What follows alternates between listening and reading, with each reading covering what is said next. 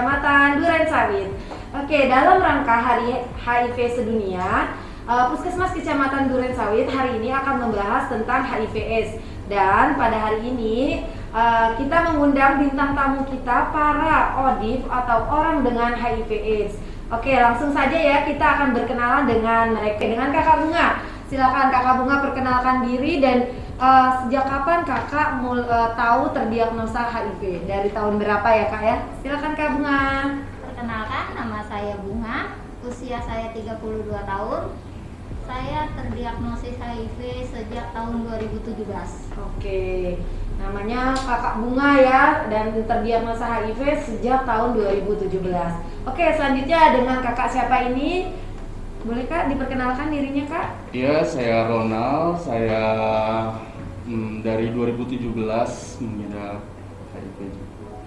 Oke, Kakak Ronald sama dari tahun 2017 ya, sama-sama dari tahun 2017. Oke, boleh Kak tolong diceritakan sedikit saja awal mula Kakak terdiagnosa HIV. Apakah ada tanda dan gejalanya atau seperti apa? Boleh dari Kak Ronald dulu?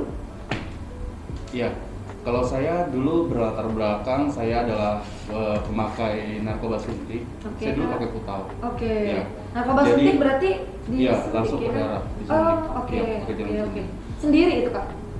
Kebetulan pada saat itu saya disuntikin sama teman saya yang notabene dia sudah senior lah ya, Oke, sudah oke. lama banget dia pakai putau. Nah, pada saat itu saya disuntikin sama dia. Itu kejadiannya di bawah-bawah 2015. Oh. Jadi Sudah lama kurun ya, waktu Kak, ya? dalam 4 tahun, ketika pas sudah 2017, Mm-mm. saya merasa di badan saya ada yang salah nih. Saya merasa suka mudah capek. Saya sering batuk-batuk, diare segala macam. Lalu saya ada kenalan nih, teman saya itu bekerja di LSM yang concern dengan HIV/AIDS. Kemudian dia menganjurkan saya untuk melakukan tes kesehatan, yaitu cek darah, VCT ke puskesmas. Oh. Dan akhirnya saya dinyatakan positif. Oke, berarti awal mulanya Kakak pernah ada faktor resiko ya Kak ya dari narkoba suntik tadi ya Betul Kak, sekali. bersama teman-temannya, kemudian merasa aneh, kemudian Kakak ternyata ada kenalan LSM dan akhirnya Kakak diperiksakan dan Iya. baru tahu ternyata terdiagnosa HIV. Oke. Dari Kakak, Kak Ronald nih aktivitas sehari-harinya sekarang sebagai apa Kak, dan apakah sudah Kak Ronald ini sudah berkeluarga? Saya sudah berkeluarga, saya berwirausaha, saya dagang sih. Oke, ya, sudah berkeluarga ya. Oke, dari Kakak Bunga ya, tadi Kak Bunga ya, benar ya. Ada Kak Bunga, boleh perkenalkan dirinya dan aktivitasnya seperti apa? Kebetulan aku seorang ibu rumah tangga. Dulu aku bisa terdiagnosis HIV itu karena posisi aku sedang hamil. Oke, sedang Dari- hamil ya Kak. dari Jadi pemeriksaan tahu kehamilan. saat terdiagnosa HIV saat sedang hamil. Hamil berapa bulan Kak, kalau boleh tahu? 2 bulan. 2 bulan. Oke. Saat hamil Kakak periksa kandungan atau seperti apa Kak, boleh diceritakan Kak? Ada gejalanya nggak atau tanda gejala kalau ternyata gue Iya. terkena terus ada hal-hal apa gitu Iya, Kak, atau yang batuk-batuk dirasain atau gitu apa ya. ya? Kebetulan waktu itu aku nggak ngerasain yang bagaimana ya. Karena aku pikir itu yang aku rasain itu karena faktor aku lagi hamil. Oh gitu. Jadi kenapa aku bisa periksa ke puskesmas itu karena aku sempat mengalami kecelakaan Kak saat pulang kerja. Lagi hamil mengalami Mengalami kecelakaan. di situ aku kebetulan di saat kecelakaan itu aku jatuh. Mm-mm. Perut aku kena stang motor, Mm-mm. kontraksi, akhirnya karena tengah malam. Tapi pendarahan nggak Kak itu? Enggak. Kontraksi aja ya Kak Kontraksi ya, Oke. karena kontraksi, karena itu posisinya subuh tengah malam, otomatis aku nggak bisa dong ke bidan tempat aku biasa periksa ya Kak ya. Akhirnya aku ke IGD di puskesmas. Di sana aku diperiksa, ternyata bidannya mengatakan ini hanya kontraksi, nggak apa-apa gitu kan. Tapi di situ dia menganjurkan di tahun 2017 ini Bu, Dia bilang tuh untuk ibu hamil itu wajib untuk tes HIV, dia bilang gitu kan.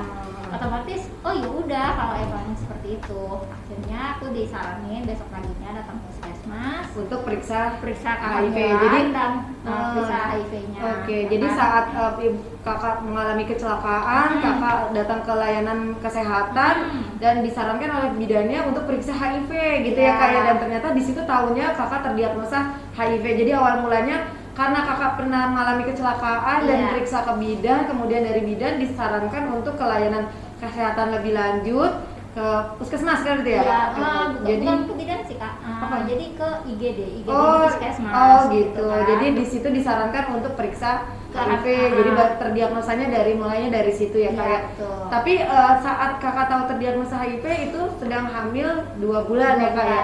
Oke. Pertanyaan berikutnya nih kak, yang saat kakak tahu kakak terdiagnosa HIV, perasaan Kak Bunga saat itu seperti apa kak? Kok gue ternyata positif nih gitu ya. Bagaimana perasaannya kakak saat tahu terdiagnosa? Perasaan waktu itu satu Bingung ya? Bingung. Bingung. Oke. Kirain apa deh kak? Satu emang dakdikduk juga gitu kan. Oke, ya awalnya sih nggak dakdikduk kak, soalnya aku pikir kita nggak punya faktor risiko macam-macam gitu loh, dan nggak ngelakuin apa-apa gitu kan, jadi santai, jadi happy aja.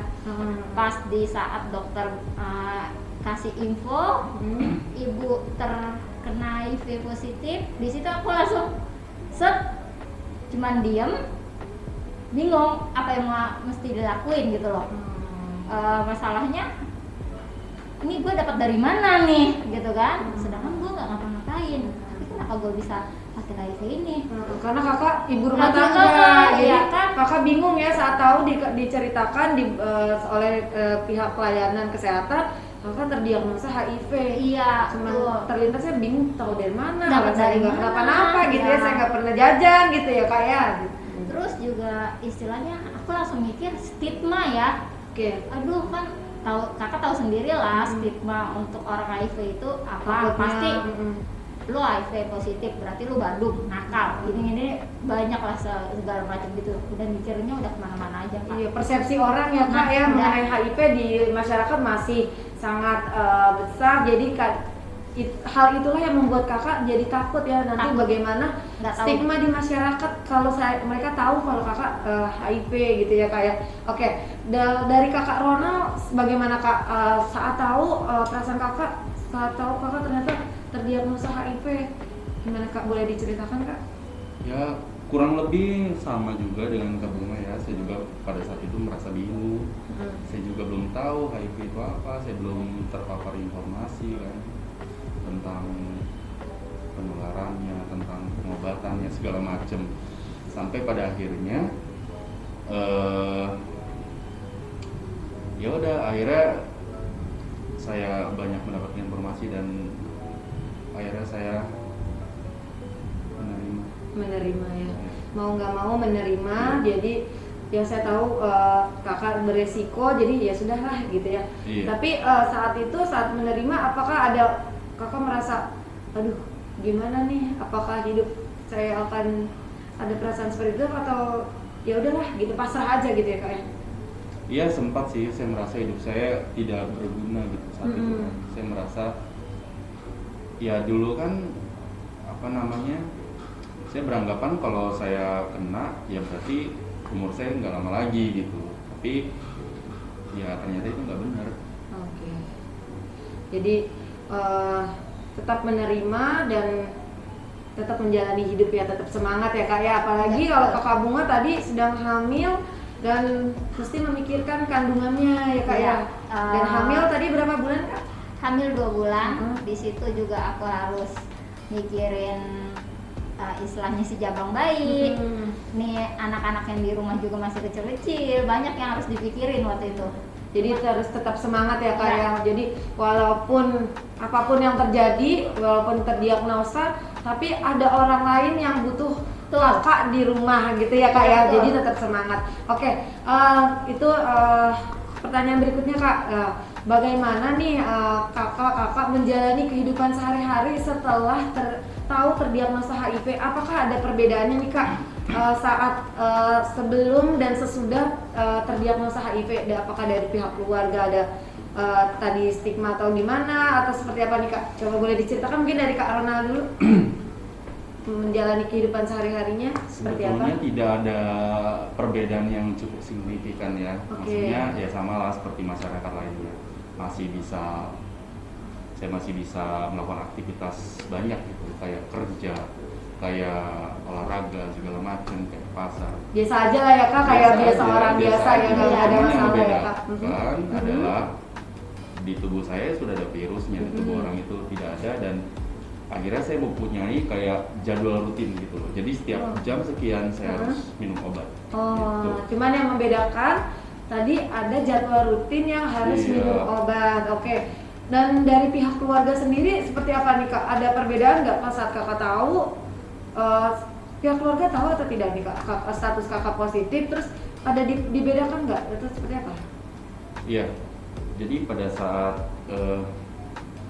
saya divonis itu, orang pertama yang tahu status saya itu adalah keluarga saya, itu adalah ibu saya.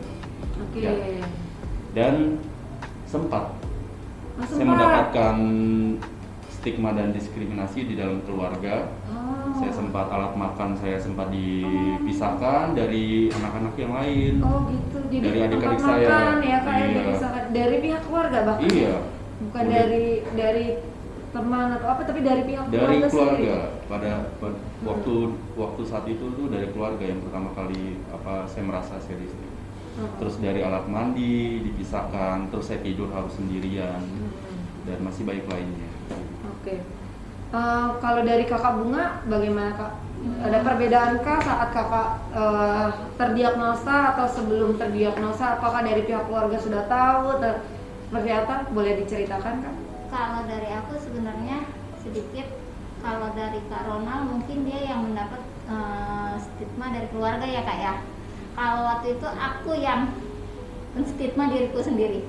Oh gitu, malah Kakak yang Aku yang menstigma menstigma diriku sendiri. Kenapa Kak? Kalau Kak Ronald kan bilang dia alat makannya segala macam dipisah oleh pihak keluarga. Kalau ini aku yang menstigma diriku sendiri. Aku yang kebetulan aku di sini aku hanya cerita sama mertuaku. Soalnya paling tidak ada satu keluarga yang mengetahui statusku Kak. Jadi suatu saat terjadi apa-apa sama aku, ada nih keluargaku, salah satu keluarga yang tahu. Di situ karena waktu itu aku belum dapat edukasi yang cukup Jelas gitu jelas ya Kak. ya. Jadi aku pulang ke rumah, aku langsung bilang sama mertuaku, aku ini loh Bu, dia bilang gitu kan. Untuk sementara sampai aku dapat informasi yang lebih jelas terkait ini virus, dia bilang itu ya. Untuk sementara baju, alat makan semuanya itu lebih baik tolong dipisahkan. Oh, jadi aku sendiri Kakak yang sendiri yang menstigma. Jadi Kakak takut karena Kakak belum tahu tahu ya cara penularannya bagaimana. Jadi malah tolong dipisahkan dari yang lain sampai aku bilang sampai aku dapat informasi yang jelas nih Bu, Oke. bilang gitu kan. Untuk sementara piring, gelas, baju sampai alat-alat mandi itu aku minta mertuaku pisahin dulu. Oke. Malah Jadi aku justru malah dari pihak Kakak sendiri yang menstigma kalau Dari Kakak diri takut sendiri. menularkan ke mertua, ke anak, ke siapapun itu Iya, yang ada di soalnya- keluarga. Uh-uh. Oke, berarti Kak setelah tahu nih keluarga ternyata pernah ada stigma, langkah-langkah apa sih yang Kakak lakukan setelah terdiagnosa? Apakah ada pengobatan khusus kah atau seperti apa nih? Mungkin dari Kak Bunga bisa diceritakan langkah-langkahnya setelah saya saya terdiagnosa HIV, apalagi Kakak sedang hamil berapa bulan tadi Kak? 2 bulan. Oke, dan udah hamil 2 bulan ya terdiagnosa. Iya. Boleh diceritakan Kak? Jadi di saat pas waktu itu aku baca hasil ya, kata dokter baca hasil. Di situ karena aku udah dicek tidak ada IO, tidak ada yang istilahnya penyakit penyerta yang lain, dan karena aku posisinya lagi hamil, di situ aku dianjurkan saat itu juga aku minum yang namanya itu obat antivirus namanya ARV. Oh oke, Nah, namanya di hari itu juga dokterku menyarankan, yuk kita mulai pengobatan. Oke. Yuk kita mulai terapi. Langsung dan ya gitu, Kak ya. Jadi saat tahu langsung dikasih tahu ada obatnya, iya. namanya obatnya ARV. Oke. Nah iya, tapi di situ aku langsung ngomong sama dokter, Kenapa tuh Kak?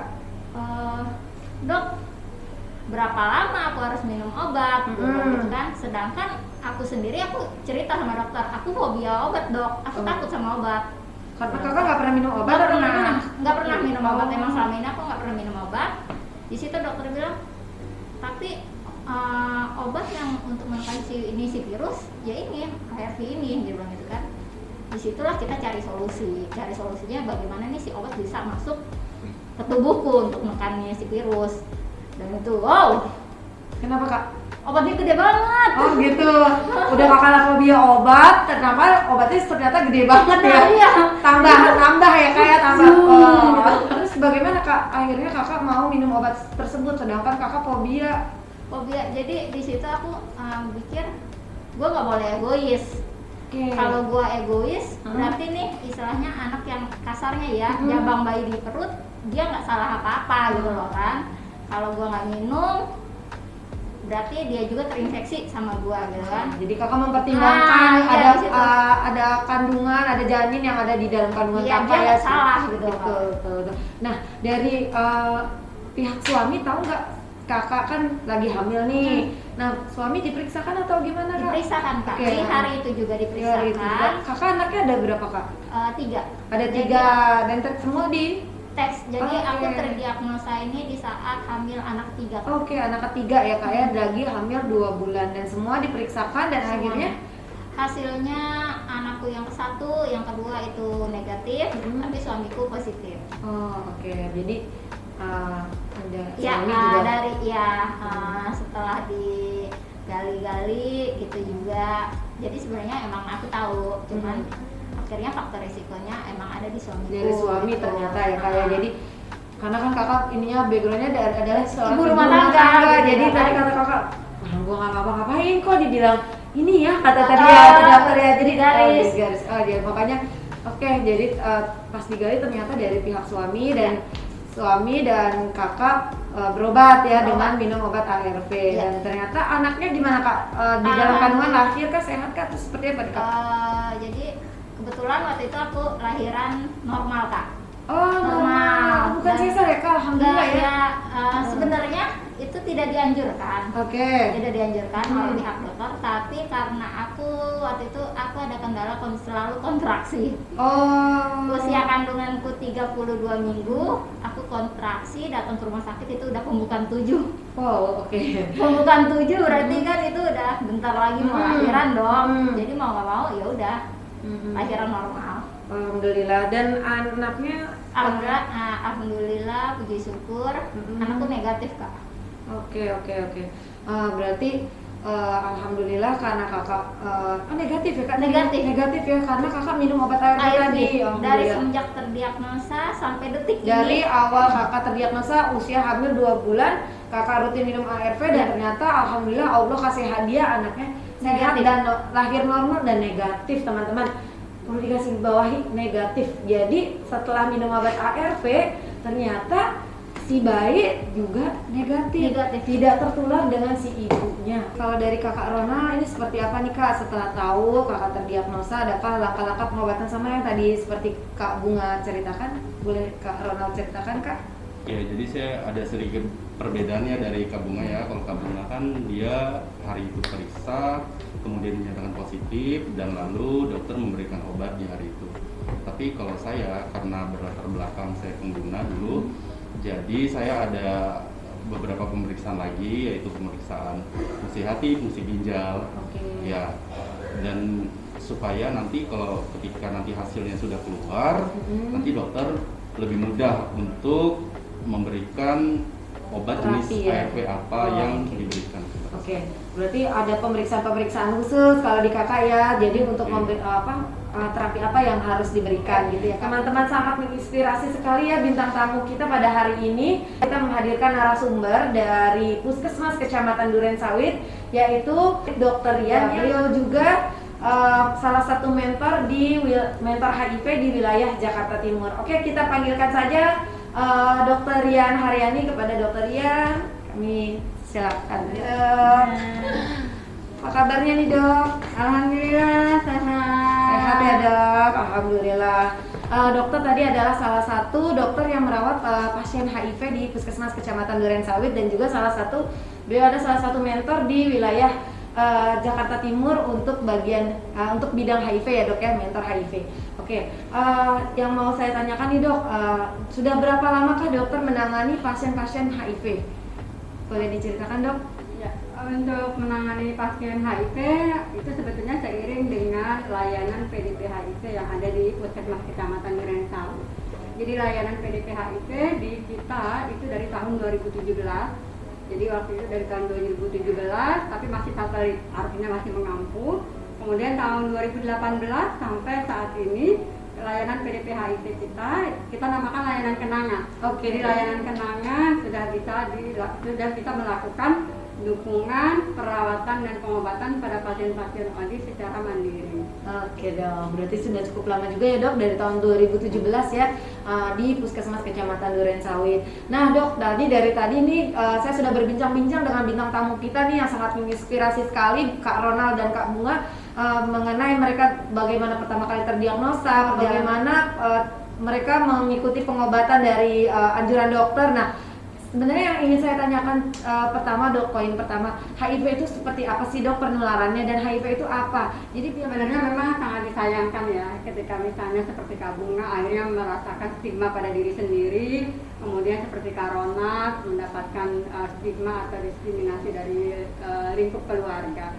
Yang perlu kita ketahui memang HIV adalah penyakit menular, tetapi untuk penularannya dia tidak yang serta-merta yang langsung secara begitu saja.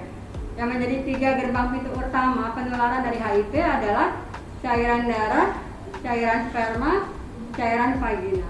Jadi semua aktivitas yang memang tidak terlibat, tidak mendekati 3 dari pintu gerbang utama ini sebetulnya tidak ada yang perlu dikhawatirkan.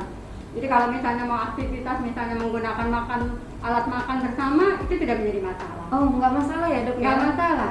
Jadi yang ada semua bisa kita lakukan. Jadi kalau misalnya seorang anak kepada ibu yang misalnya terbiasa kalau di kita, misalnya cium tangan, cium pipi kiri, itu nggak cium pipi kanan, itu nggak jadi masalah. Silakan. Tidak menular ya dok? Betul. Yang penting perlu kita pahami bahwa di sana tidak ada terlibat cairan darah, cairan vagina atau cairan sperma, sehingga kita tidak perlu khawatir. Berarti kalau begitu tadi kan Kak Bunga cerita nih dok, sedang hamil, tapi alhamdulillah ternyata setelah lahir anaknya negatif dok. Nah itu karena katanya karena minum obat ARV begitu ya dok ya. Jadi yang mau saya tanyakan nih dok, berarti kalau seorang ODIF yang dia baru tahu dan dia mau menikah, kemudian dia mau program anak atau nggak sedang hamil, itu bisa ya dok ya?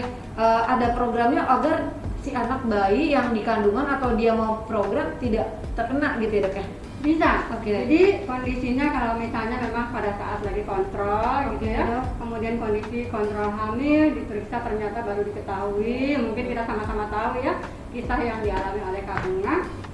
Secepat itu ketika kita lihat sudah tidak ada infeksi penyerta lain, obat ARV segera diakses. Nah, dengan kasus dari Kak Bunga ini juga kita bisa ambil hikmah bahwa setelah ARV diminum secara teratur, pola hidup sehat dijalankan, sesaat setelah mau menjelang takbiran persalinan, Kak Bunga atau teman-teman yang lain yang kondisi sedang hamil itu dilakukan pemeriksaan PL atau viral load. Itu nanti setelah dilakukan pemeriksaan viral load, kondisi undetect, kita harapkan begitu lahir babynya itu dalam kondisi HIV negatif. Ya, seperti yang dialami oleh Kak Bunga. Jadi bisa ya, memang ada kondisinya diprogramkan dulu. Kalau misalnya memang kondisinya belum hamil, kita tunggu sampai kondisi PL undetect. Tetapi kalau misalnya ternyata pada saat datang ke layanan kondisi HIV positif dan kondisinya sudah hamil, bukan berarti tidak ada jalan, tetap ada jalan keluar. Segera akses ARV, kemudian kita cek PL undetect, maka kondisi yang seperti dialami oleh Kak Bunga bukan hal yang mustahil bahwa si kecil lahir dengan kondisi sehat. Oke, ternyata teman-teman ada programnya, jadi jangan takut, bukan akhir dari segalanya ternyata ya dok. Kalau terkena HIV terus pengen mempunyai anak atau dia sedang mengandung, ternyata ada kisah dari Kakak Bunga, ternyata anaknya pun terlahir dengan negatif, alhamdulillah ya gitu ya. ternyata ada obatnya. Jadi bukan dari akhir dari segalanya gitu ya dok ya. Oke dok, terakhir nih dok, adakah pesan-pesan untuk para ODIF atau teman-teman podcast yang sedang menonton podcast ini, pesan-pesan apa yang agar kalau melihat atau mendengar HIV itu tidak didiskriminasi atau tidak distigma, karena mereka berdua tadi menceritakan bahkan dari dirinya, bahkan dari keluarga, dan orang terdekat pun menstigma. Boleh dok pesan-pesannya dok? Oke, Jadi yang utama itu adalah tak kenal maka tak sayang. Gitu betul ya. banget sih dok, tak kenal maka tak sayang. Jadi mari sama-sama kita kenali dulu HIV. Jadi dia adalah satu virus dan kondisi penularannya tidak yang serta-merta seperti itu. Dia ada beberapa hal yang akhirnya memberikan faktor dia untuk menular. Kemudian dari kita kenali dengan HIV, maka kita bisa melakukan pencegahan untuk supaya kita bisa terhindar dari penularan HIV. Dan kondisi yang seperti itu, karena kita tahu, kita kenal, maka kita bisa memberikan dukungan penuh tanpa ada ragu, tanpa ada rasa sungkan untuk terus memberikan support kepada teman-teman kita, ODIF, supaya mereka bisa kembali berkarya dan bisa kembali produktif. Oke dok, sangat bagus ya pesannya teman-teman, kenali dulu HIV. Oke, dari teman-teman para ODIF nih, apa nih pesan-pesan untuk mungkin dari teman-teman ODIF juga, atau enggak untuk keluarga atau untuk orang-orang yang belum tahu tentang HIV, boleh pesan-pesannya dari Kak Bunga atau dari Kak Bunga, mungkin dari Kak Bunga dulu, silakan. Satu,